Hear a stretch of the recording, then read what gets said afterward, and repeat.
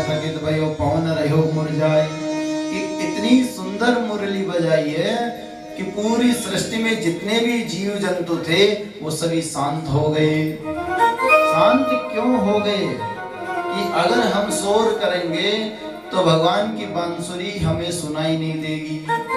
और जैसे ही हम भगवान से ध्यान लगाते हैं तो हमें भी यदि कोई डिस्टर्ब करता है, कोई शोर करता है तो हमें गुस्सा आता है, तो वहां पर सभी को क्रोध आता है कि बांसुरी से तारतम्यता नहीं बन पा रही है। तो सभी शांत हो गए हैं बांसुरी सुनने के लिए। तो ऐसा ही हमारा भाव होना चाहिए कि जब भगवान से हम ध्यान लगाएं तो शोर ना हो। तभी तो कहते हैं शांति जहां पर हो वहां बैठकर भगवान का भजन करना चाहिए, वहां बैठकर भगवान का नाम सुमिरन करना चाहिए।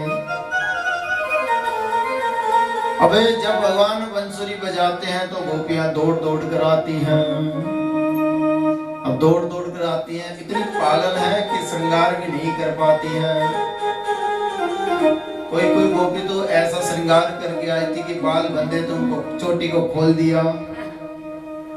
कोई गोपी ऐसी है श्रृंगार कर रही थी, बांसुरी बज गई तो जो लिपस्टिक लगाती थी वो तो आंखों में और आंखों की फोटो पर है और बांसुरी बजते ही दौड़ पड़ी। कोई गोपी भोजन बना रही है तो भोजन को छोड़कर भाग ली। कोई गोपी दूध निकाल रही है, दूध को वहीं छोड़ दी। कोई पति की सेवा कर रही है, पति को छोड़कर भाग ली। और कोई कोई तो बांसुरी इतनी पागल हो गई कि दूध निकालने गई थी, बांसुरी बजी तो पता है गाय के पीछे थन होते हैं, पर कि होता नहीं कई बार हमें जाना होता है, जैसे कथा का टाइम हो गया, जल्दी जल्दी काम करते कि चले